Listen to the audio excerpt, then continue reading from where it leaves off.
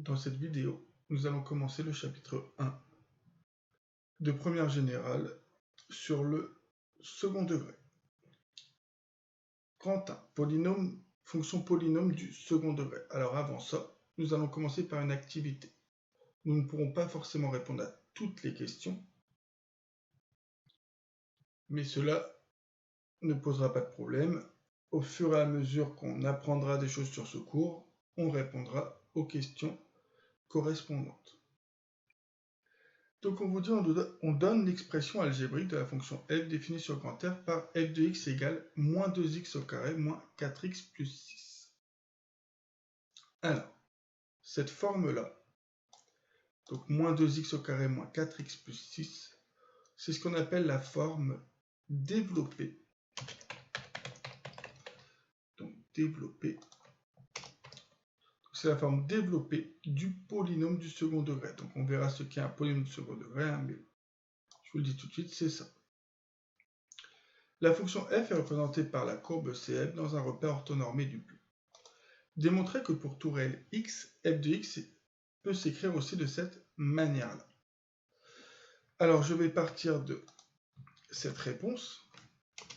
Je vais développer et voir si c'est égal à cette expression-là, c'est-à-dire à la forme développée.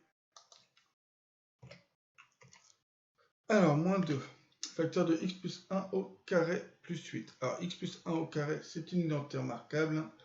C'est a plus b au carré égale a au carré plus 2ab plus b au carré.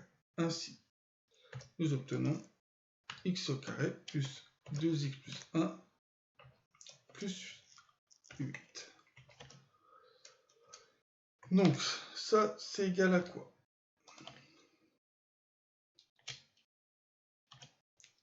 Donc, on développe, ça fait moins 2x au carré.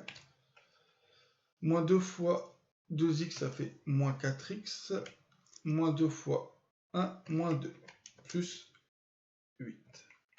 Et donc, à la fin, normalement, on doit retrouver la forme développée.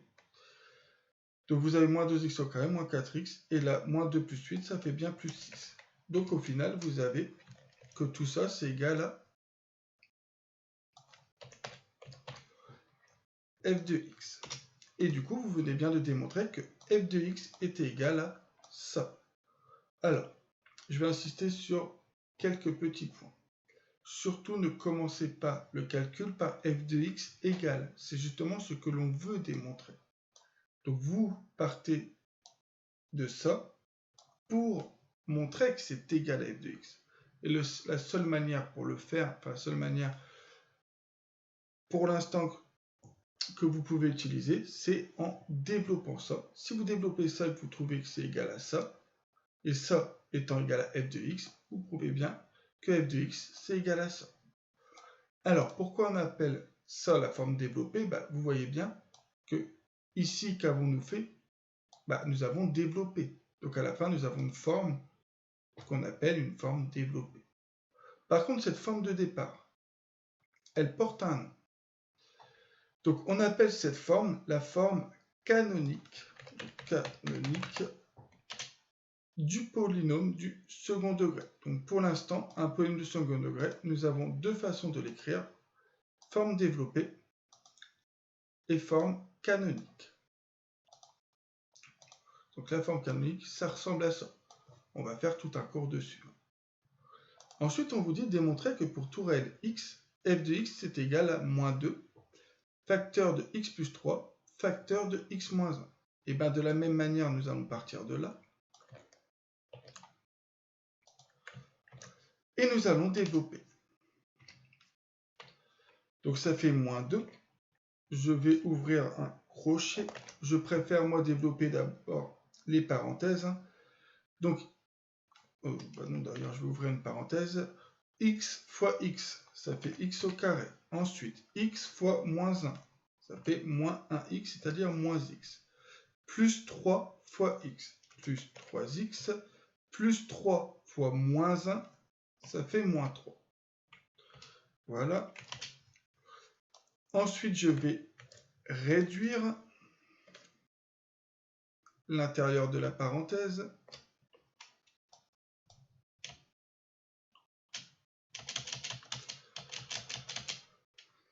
je vais réduire l'intérieur de la parenthèse. Donc, je vais recopier le moins 2. Et donc là, vous avez x au carré. Moins x plus 3x, ça fait plus 2x. Moins 3. Il ne me reste plus qu'à développer la parenthèse avec moins 2. Donc, moins 2 fois x carré, moins 2x au carré. Moins 2 fois 2x, moins 4x. Moins 2 fois moins 1, plus 6. On retrouve bien la forme développée de départ. Donc j'écris que c'est égal à f de x.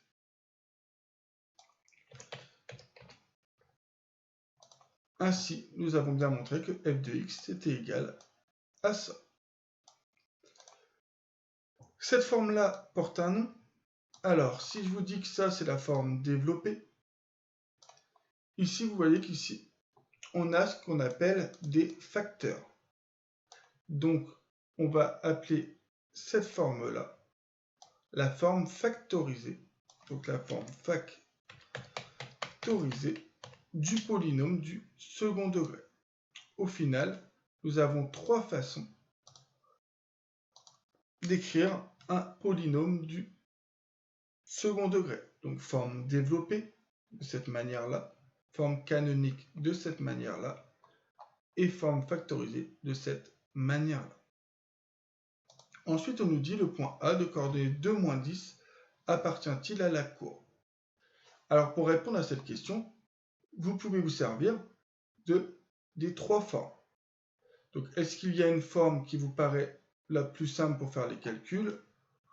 C'est à vous de décider. Moi, par exemple, je vais utiliser la forme factorisée ici. Donc, je vais calculer f de 2. Et f de 2, du coup, je vais dire que c'est moins 2. J'utilise la forme factorisée. Donc, moins 2, facteur de, donc, x, on le remplace par 2. Donc, 2 plus 3. Facteur de 2 moins 1. Alors, je vais faire exceptionnellement les calculs en ligne pour gagner du temps. Ça fait moins 2 fois 2 plus 3, 5. 2 moins 1, 1. Au final, vous avez moins 2 fois 5 fois 1. Donc, moins 2 fois 5, moins 10 fois 1, moins 10. Vous obtenez bien que l'image de 2, c'est YA. Et donc, vous pouvez en conclure que le point A appartient bien à la courbe de f. Donc, je vous rappelle la méthode. Il suffit de calculer l'image de ce nombre et par définition de ce qu'est une représentation graphique, si l'image de ce nombre c'est égal à ça, c'est-à-dire si y égale f de x, vous avez bien le point qui appartient à la courbe de f. Question numéro 4. Utilisez la forme la mieux adaptée pour répondre aux questions suivantes, en justifiant soigneusement. On vous demande de déterminer les antécédents de 0 par f. Il faut déjà savoir traduire l'énoncé. Déterminer les antécédents de 0 par f, c'est écrire f de x égale à 0. Donc c'est résoudre l'équation f de x égale à 0. Alors, f de x égale à 0, je vais naïvement prendre cette forme-là. Et donc je veux résoudre cette équation. Comment peut-on pour l'instant résoudre cette équation? Au pire, je vais enlever 6 à gauche et à droite. Donc au pire, je vais enlever 6 à gauche et à droite. Donc ça va faire ici 0 moins 6 moins 6. Et là, on est bien embêté. Je ne vois pas ce que je peux faire. On peut factoriser par x, mais à la rigueur, on aurait un produit de facteurs qui est égal à moins 6. Ça ne nous intéresse pas. Surtout, ne me dites pas qu'on peut diviser par x. Non, on ne peut pas diviser par x, puisque x est un réel. Donc, vous prenez le risque de diviser par 0. Donc, cette forme-là ne me plaît pas. Ensuite, vous avez la forme, ici, canonique. Alors, résoudre l'équation avec cette forme canonique, on va le faire. Égal à 0, c'est possible. Donc, hop. Donc, on enlève le plus 8 ici, ça fait moins 8. Ensuite, vous obtenez vous allez diviser par moins 2, puisque x plus 1 au carré égale un nombre, on sait le résoudre depuis l'année de seconde quand on fait les équations grand X au carré égale a avec a strictement positif. Donc j'ai dit, on a moins 8 divisé par moins 2, il reste 4. Et donc ça, c'est une équation du type une quantité au carré égale un nombre. Cette équation a deux solutions. Donc l'intérieur, donc on prend l'intérieur, donc x plus 1, c'est égal à moins racine carrée de 4, ou x plus 1 égale racine carrée de 4. Sauf que moins racine carrée de 4, c'est moins 2, et racine carrée de 4, c'est 2. On continue en faisant moins 1 à gauche, moins 1 à droite, ça fait moins 2, moins 1, moins 3. Donc x égale moins 3, ou x égale moins 1 à gauche, moins 1 à droite, 2 moins 1, 1. Nous avons bien les solutions de cette équation, c'est-à-dire que les antécédents de 0 par f sont moins 3 et 1. Donc je vais mettre d'abord s égale donc moins 3, 1. Et je vous invite,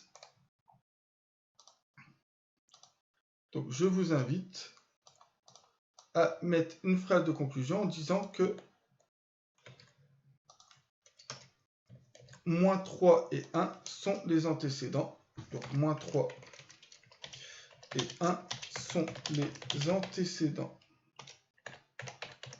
Donc ce sont les antécédents de 0 par la fonction f.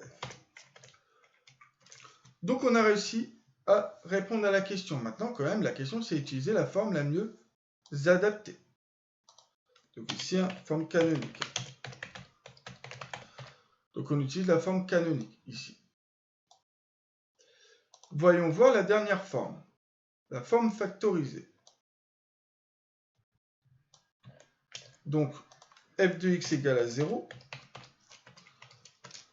Utilisons la forme factorisée cette fois. Donc ça égale à 0. Donc là, on utilise la forme factorisée.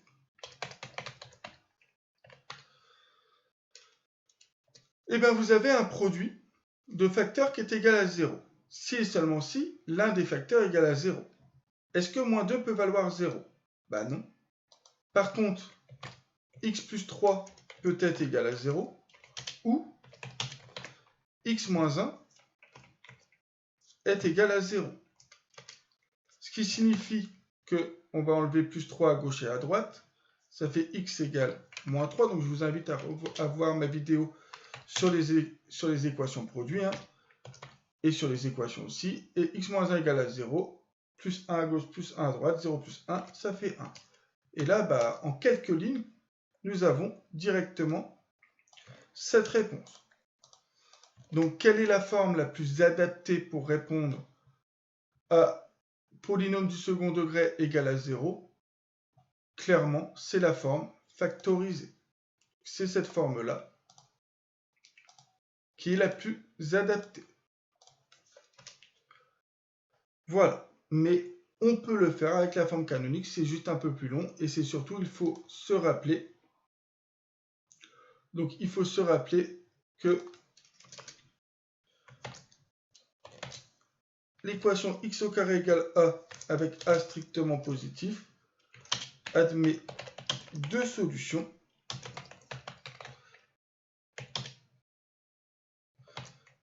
X est grand X. Alors je fais grand X pour dire qu'en fait, c'est pas forcément le petit x, c'est la quantité à l'intérieur du carré. Grand X égale moins racine carrée de a.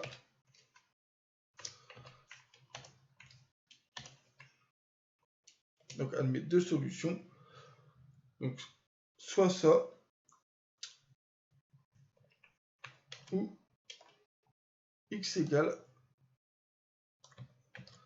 racine de a.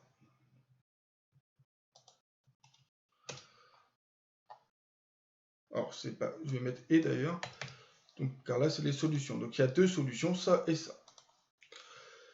Je vous rappelle que si c'est égal à 0, une seule solution qui est 0. Et si A est strictement négatif, on n'a pas de solution réelle.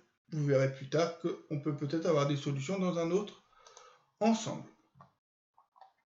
Dressez le tableau de variation de f. Alors, vous avez une fonction avec du carré. À part connaître le tableau de variation de la fonction carré, je ne sais pas faire les variations d'une telle fonction. Donc, je ne réponds pas à la question pour l'instant.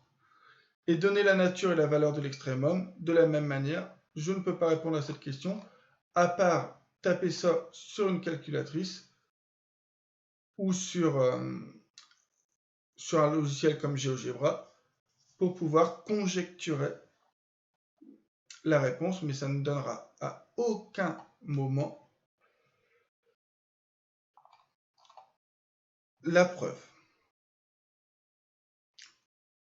On va continuer. Donc, définition numéro 1. Donc maintenant, on va pouvoir commencer à définir ce qu'est un polynôme du second degré. Donc soit A, B et C, trois nombres réels avec A différent de 0. J'insiste, A va devoir être différent de 0. On appelle fonction polynôme du second degré, qu'on peut aussi appeler fonction trinôme, toute fonction que je vais noter grand P, alors vous pouvez l'appeler f, ça ne pose pas de problème, définie sur R. Donc définie sur R, ça veut dire qu'on peut faire l'image de tout réel. Donc définie sur R par ax au carré plus bx plus c. Donc ça, à connaître par cœur. Remarquez que si a vaut 0, nous reste, alors c'est bx ici, si a vaut 0, nous reste bx plus c. Et bx plus c, c'est une fonction affine. On vous dit que p de x est alors appelé polynôme du second degré ou trinôme. Donc bien faire la distinction entre la fonction polynôme qui est la fonction p et p de x qui est le polynôme second degré, c'est-à-dire l'image finalement. Donc c'est l'image de x par la fonction p, le polynôme du second degré. L'écriture ax au carré plus bx plus c s'appelle la forme développée. Donc la forme développée du polynôme.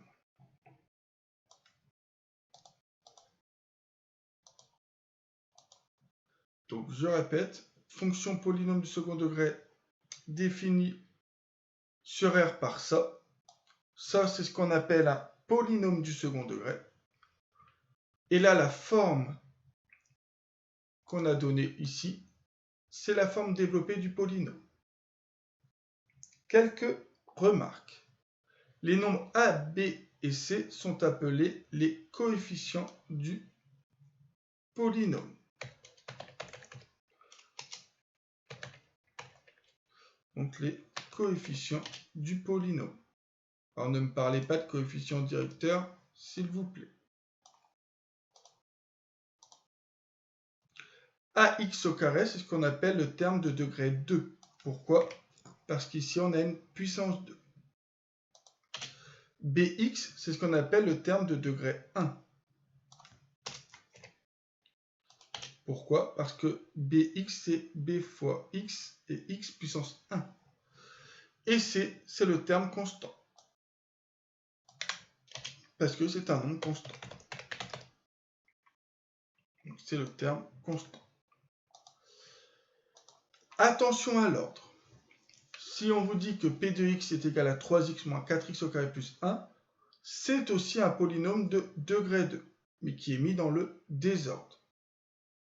En général, on écrit toujours un polynôme selon les puissances décroissantes, c'est-à-dire d'abord la puissance de 2, puis la puissance 1, puis le terme constant. Donc si on remet dans l'ordre habituel, attention de ne pas oublier le moins, vous avez donc moins 4x au carré. Ici, vous avez un plus 1, plus 3x, plus 1. Et plus généralement, on va appeler fonction polynôme de degré n toute fonction p définie sur grand R par p de x égale Donc, un nombre fois x puissance n, plus un autre nombre fois x puissance n-1, plus 3 petits points, un nombre fois x au carré, plus un nombre fois x, plus a 0. La seule chose qu'on va dire, c'est que a puissance n doit être différent de 0 pour pouvoir dire que c'est un polynôme de degré n. Voilà. Application numéro 1. Comment savoir si on a un trinôme ou pas? Alors, les F, G, H et K, ça va être facile de répondre à cette question. Donc, je vais répondre à l'oral. Ici, donc trinôme, donc on va parler de polynôme, je ne vais pas parler de fonction pour l'instant. Ici, vous avez un polynôme du second degré. Pourquoi? Parce que vous avez en terme votre terme maximum est un terme de degré 2. Donc, c'est-à-dire, vous avez A qui est égal à 5, B qui est égal à moins 2, C qui est égal à 1. G de x, ce n'est pas un trinôme, c'est-à-dire ce n'est pas un polynôme du second degré, c'est même un polynôme du troisième degré, puisque la puissance la plus haute est 3. Donc vous avez un polynôme du troisième degré, il n'y a donc pas de A, B, C ici. Ici, h de x égale moins 2x plus 1. Donc là, je vais parler de fonction. Vous voyez ici que finalement, on n'a pas de terme de degré 2. Ce qui signifie qu'en fait, ici, on a la fonction h. Donc la fonction h, c'est une fonction affine avec pour coefficient directeur m égale moins 2 et d'ordonnée à l'origine plus 1. Ensuite, k de x. K de x est un polynôme du second degré. On a a qui vaut moins 1. Donc attention, dès que vous avez moins quelque chose, ça veut dire qu'on a moins 1 fois quelque chose. Donc a vaut moins 1, on n'a pas de x, mais ça, on nous en laisse la possibilité. B vaut 0 du coup, puisque pour ne pas avoir de x, c'est qu'on a fait 0 fois b. Et c vaut 1.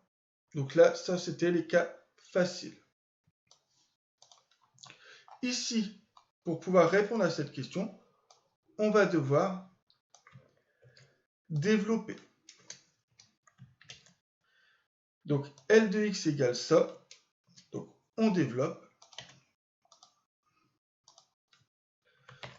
Donc L de x égale, donc vous développez x fois x, x au carré, x fois moins 2, moins 2x, 1 fois x, x, 1 fois moins 2, moins 2. Au final, vous obtenez L de x égale x au carré, moins 2x, moins 1. Donc vous avez bien un polynôme du second degré, où on peut dire que la fonction L est bien une fonction polynôme du second degré. Alors je vais très vite résumer par fonction du second degré, pour éviter de dire polynôme du second degré. Donc ici, A vaut quoi? Devant le x au carré, on a 1, donc A vaut 1, B vaut moins 2, et C vaut moins 1.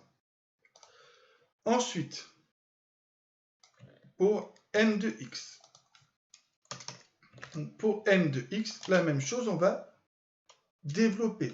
Mais avant de développer, on va peut-être se poser la question, avons-nous une identité remarquable? Donc là, nous avons une identité remarquable qui est a moins b facteur de a plus b, ce qui fait a au carré, c'est-à-dire x au carré, moins 1 au carré, c'est-à-dire 1. Donc vous avez x carré moins 1. X carré moins 1, on a x carré, donc ça va. Et c'est le plus haut degré. C'est le terme de plus haut degré.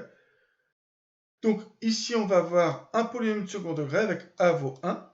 B, il n'y a pas de x, donc b vaut 0. Et c vaut moins 1. Et pour terminer, n de x, on va encore une fois développer.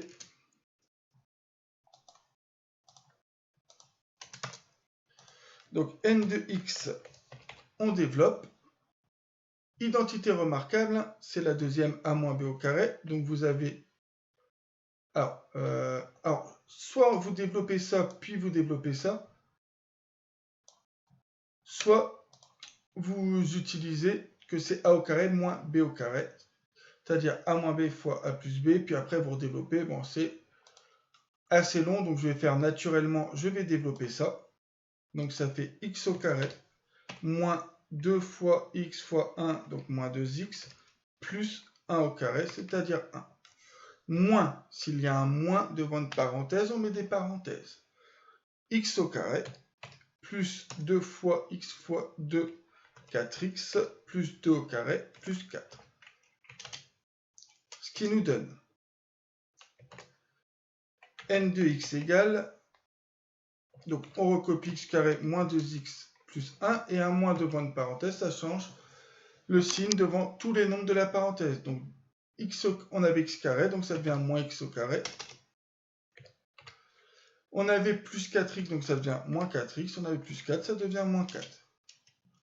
Et là, vous pouvez remarquer que les x carrés vont partir. Donc on a x carré moins x carré, on n'a plus de x carré. Moins 2x moins 6x moins 2x moins 4x moins 6x. Et plus 1 moins 3. 4 moins 3. Au final, la fonction n, donc je parle bien de fonction, la fonction n ici est une fonction affine avec comme coefficient directeur moins 6 et d'ordonnée à l'origine moins 3. Donc nous continuerons dans d'autres vidéos l'activité, notamment la question B et la question C. Et c'est ainsi que va se conclure cette première vidéo sur ce chapitre. Voilà.